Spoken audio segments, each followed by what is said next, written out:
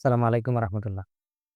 আপনারা যারা এই জার্নালটা দেখেছে, আপনারা জানেন যে আমরা ২০২৪ সালে প্রায় ১৫ টি আর্টিকেল আমরা পাবলিশ করেছি এবং অ্যা ছোট, ছোট অনেকগুলো টিমওয়ার্ক এর মাধ্যমে এই আর্টিকেলগুলো কোনো আর্টিকেল অ্যা ছোট, ছোট টিমের মাধ্যমে সম্পাদিত হয়েছে এবং আপনারা সেটাতে অংশগ্রহণ করেছেন। এই ২০২৪ সালে আমাদের অভিজ্ঞতাকে কাজে লাগিয়ে আমরা যেটা বুঝতে পারলাম সেটি হচ্ছে যে আসলে আরো ইফেক্টিভ করা দরকার। আপনাদের রিসার্চ লার্নিং কে আরো ইফেক্টিভ করা দরকার। তার মধ্যে অ্যা যেটা আমরা অ্যাচিভ করতে পারিনি অথবা আপনাদের লার্নিং এক্সপেরিয়েন্স যেটা অসম্পূর্ণ রয়ে গিয়েছে বলে আমার কাছে মনে হচ্ছে। তার মধ্যে একটি হচ্ছে যে ইন্ডিপেন্ডেন্ট রিসার্চার হওয়ার জন্য যে কোয়ালিটি বা যে ডেডিকেশন দরকার, ওই সময়টুকু আপনারা দিতে পারেননি বা আমরা আপনাদেরকে অতটা সহযোগিতা করতে পারিনি। দ্বিতীয়ত আর্টিকেল রাইটিং স্কিল এবং হচ্ছে প্রপোজাল রাইটিং স্কিল এই বিষয়ে যতটা এক্সপার্টিস গ্রো করার কথা ছিল, সেটা হয়তোবা এখনো অসম্পূর্ণ রয়ে গিয়েছে বা কেউ অর্জন করতেও পারেন। তবে আমার কাছে মনে হচ্ছে যে আপনাদের এই বিষয়ে আরো আ বেশি আপনাদের অ্যাচিভমেন্ট ওই প্রত্যাশিত পর্যায়ে যায়নি। এখন আমি আপনাদেরকে একটি নতুন প্রস্তাব উপস্থাপন করছি। তার মধ্যে যে ১ম যে প্রস্তাবটি করছি তা হচ্ছে যে আমার হাতে বেশ কিছু বই দেখতে পাচ্ছেন। রিসার্চ শেখার জন্য পূর্ব শর্ত হচ্ছে যে যিনি টিম পরিচালনা করবেন তিনি তো অবশ্যই পড়বেন। আর যারা টিমে অংশগ্রহণ করবেন তাদেরকেও এই বইগুলো নিয়ে এট লিস্ট বাসায় রেখে আপনাদের পড়া উচিত এবং পড়া শেষ হলে আবার ফেরত দিয়ে দিবেন। তাহলে এইজন্য আ আমরা কেবল এই ৭ টি বইয়ের মধ্যেই সীমাবদ্ধ থাকব না। ৭ টি বা ১০ টি বা ২০ টি বইয়ের মধ্যে সীমাবদ্ধ থাকব না। আপনারা জানেন যে রিসার্চ মেথোডোলজির যত শাখা-প্রশাখা রয়েছে এবং প্রত্যেকটি ক্ষুদ্র, ক্ষুদ্র মেথডের উপরে অনেক, অনেক বই রয়েছে। তাহলে এবং বিভিন্ন রকম ডাটা এনালাইসিস বা ডাটা কালেকশন মেথড বিভিন্ন রকম বই রয়েছে। তো এই বইগুলো কিন্তু আপনি সবগুলো কিনতে পারবেন না। আপনাকে ১ টি ২ টি করে নিয়েই পড়তে হবে। অর্থাৎ সহজ কথায় আমরা লাইব্রেরি ওয়ার্ক বলতে যা বুঝি আপনাদেরকে ঠিক সেটাই করতে হবে। তাহলে আমরা কি এমন কোনো কাজ করতে পারি যে একটি অনলাইন লাইব্রেরি এবং একটি ফিজিক্যাল লাইব্রেরির সদস্য হয়ে আপনারা রিসার্চ সম্পাদন করবেন? তাহলে আমি আপনাদেরকে যে পরামর্শটি দিতে চাচ্ছি যারা ২০২৫ সালে রিসার্চ অ্যাক্টিভিটির সঙ্গে সম্পৃক্ত থাকতে চাচ্ছেন, আমরা ছোট, ছোট রিসার্চ প্রজেক্টের টিম তৈরি করে দিব এবং একজন টিম লিডার থাকবেন এবং ওই একটি টপিককে কেন্দ্র করে ৪ জন বা ৫ জন পর্যন্ত আপনারা তাতে অংশগ্রহণ করবেন। এরপরে আপনারা পড়াশোনা করবেন এবং সুনির্দিষ্ট টপিকে আপনারা লেখালেখি করবেন। তাহলে আপনার যে পড়াশোনা করার জন্য যে বই প্রয়োজন হবে সেই বইগুলো আমরা এখান থেকে দিব। আপনারা সেটা পড়ে আবার ফেরত দিয়ে দিবেন।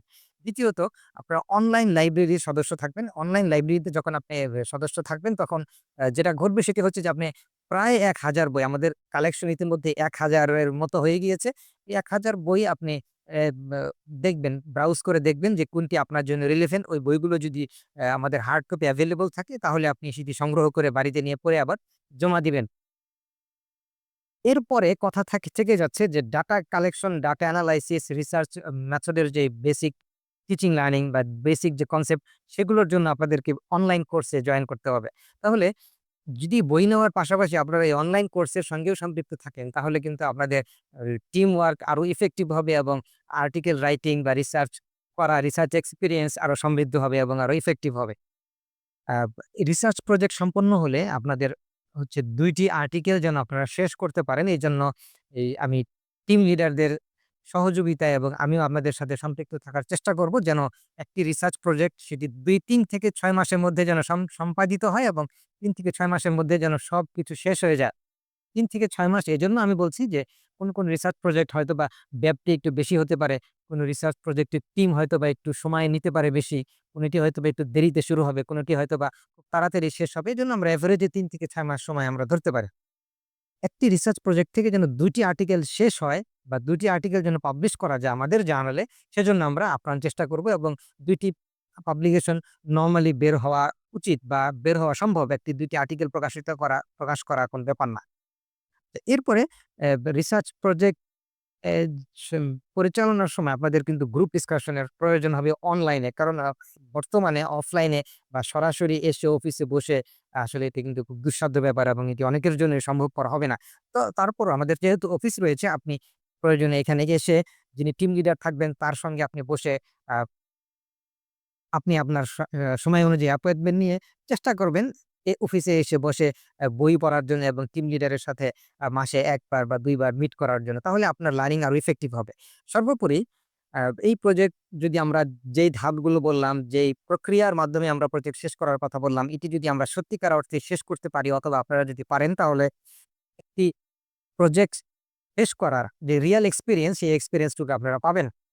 এটার একটি প্রত্যাশিত আউটকাম আমরা যেটা দেখতে পাচ্ছি সেটা হচ্ছে আর্টিকেল রাইটিং, ডাটা এনালাইসিস, তারপরে হচ্ছে প্রপোজাল রাইটিং, থিসিস রাইটিং। এই এক্সপেরিয়েন্স টুকু আপনাদের হয়ে যাবে। তাহলে এটিকে যদি আপনি একটি ফুল প্যাকেজ হিসেবে মনে করেন যে একটি রিসার্চ প্রজেক্টে জয়েন করার পাশাপাশি আপনার কি কাজ করা উচিত? তার মধ্যে আমি যদি আবার সামারি করি তাহলে নাম্বার 1 হচ্ছে আপনার একটা অনলাইন লাইব্রেরিতে সম্পৃক্ত থেকে বইগুলো ব্রাউজ করা। নাম্বার 2 আ এই বইগুলো প্রিন্ট কপি সরাসরি নিয়ে বাড়িতে বসে অথবা অফিসে বসে সেগুলো পড়তে হবে এবং ১ টি ২ টি বই না অনেকগুলো বই আপনি রাখবেন। ৭ দিন ১০ দিন রাখলে আপনার কিছু না কিছু পড়া হবে, আপনার ধারণা হবে। নাম্বার 3 অনলাইন কোর্সের সাথে আপনি সম্পৃক্ত থাকবেন এবং অনলাইন কোর্সে অ্যা বিভিন্ন ক্লাস আপনি তাতে অ্যাটেন্ড করবেন এবং সেগুলো হচ্ছে রেকর্ডেড ক্লাস। রেকর্ডেড ক্লাসগুলোতে আপনি সম্পৃক্ত থাকবেন। নাম্বার 4 কিছু অ্যা টিম লিডারের সাহায্যে আপনি অনলাইন লাইভ ক্লাসে আপনি অ্যাটেন্ড করবেন। সেটি Zoom অথবা Google Meet এর মাধ্যমে ক্লাসগুলো হবে। নাম্বার 5 হচ্ছে এই রিসার্চ প্রজেক্ট থেকে ২ টি আর্টিকেল প্রকাশিত হবে এবং ২ টি আর্টিকেল প্রকাশিত হওয়ার পিছনে আমাদের প্রত্যক্ষ কন্ট্রিবিউশন সেখানে থাকবে এবং আপনারা হচ্ছে পার্টিসিপেট করবেন, সক্রিয় অংশগ্রহণ করবেন, রিসার্চ ডিজাইন ঠিক করবেন, লিটারেচার রিভিউ করবেন, আর্টিকেল ডাউনলোড করবেন, আর্টিকেল পড়বেন। তারপরে হচ্ছে কোয়েশ্চেনিয়ার তৈরি করবেন, কোয়েশ্চেনিয়ার দিয়ে ফিল্ড রিসার্চ করবেন, ডাটা কালেকশন করবেন। যা করা দরকার সবকিছু আপনারা সম্পৃক্ত থেকে করবেন। Number ৬ group discussion, live group discussion. এটি হচ্ছে সংগঠিত হবে এবং এটি করবেন আপনারা বা আমরা এরেঞ্জ করব ইনশাআল্লাহ। নাম্বার ৭ রিয়াল এক্সপেরিয়েন্স অর্থাৎ এই রিসার্চ প্রজেক্ট শুরু থেকে শেষ পর্যন্ত যে ধাপগুলো থাকে, সকল ধাপে আপনারা পার্টিসিপেট করবেন এবং হচ্ছে এই প্রজেক্ট কমপ্লিশন এর একটি রিয়াল এক্সপেরিয়েন্স আপনারা অ্যাচিভ করবেন। আর এইভাবে যদি আমরা শেষ করতে পারি অথবা আপনারা যদি পারেন তাহলে এর ইমিডিয়েট আউটকাম আমি ৪ টে দেখতে পাচ্ছি। নাম্বার ১ হচ্ছে ইন্ডিপেন্ডেন্ট রিসার্চার হিসেবে আপনারা স্কিল তৈরি হবে। নাম্বার ২ আপনারা আর্টিকেল রাইটিং, পাবলিশিং এই বিষয়ে আপনাদের অ্যা এক্সপেরিয়েন্স এবং নিজস্ব যোগ্যতা তৈরি হবে। নাম্বার ৩ থিসিস কমপ্লিট কিভাবে করতে হয় এবং কিভাবে আপনি আপনার থিসিস নিজে করবেন তা জেনে যাবেন। নাম্বার ৫ 4 আপনার প্রপোজাল রাইটিং এ আপনার কোন দুর্বলতা থাকবে না এবং আপনি ভালোই শেষ করতে পারবেন।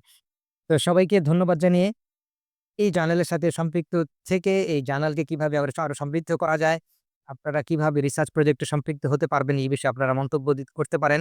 ধন্যবাদ সবাইকে মনোযোগ দিয়ে দেখার জন্য। আসসালামু আলাইকুম রাহমাতুল্লাহ।